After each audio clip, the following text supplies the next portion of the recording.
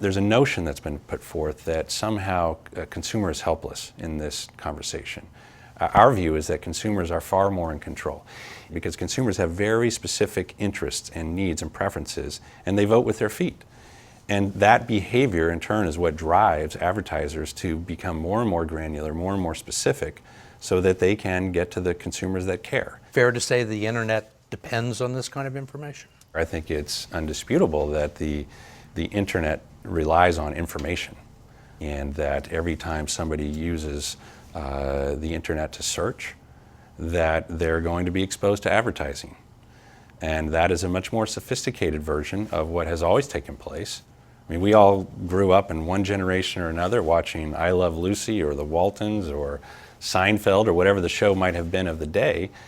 And those were essentially media that created audiences that advertisers could then use to deliver a product to. Today, what we're dealing with is no different than that. It just happens in a much more sophisticated way that relies on information. And a much more secretive way. I mean, if I'm watching a television show that's got commercials, it's pretty obvious what the deal is.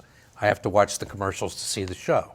Mm-hmm. Here, when you're on the internet, you don't necessarily know that your little web browser's actually not really working for you. It's working for the advertisers out on the internet.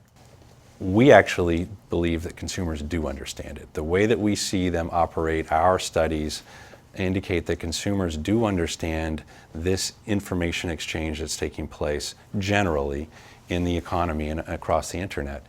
And they insist on having relevant content come their way. So the internet has become a vehicle for delivering advertising, and it is primarily, just like televisions and magazines, advertising driven. It's far more than primarily an advertising vehicle because, of course, the benefits to society are incredible in terms of information and community and all of the other things that free flow of information creates for consumers and for individuals. But certainly there's a massive cost to that infrastructure, and business models that sit behind it at some level are going to depend on the ability to use information to advertise. Right. So to pay for it, people give up a little bit of privacy. That's a fair way to say it, yes.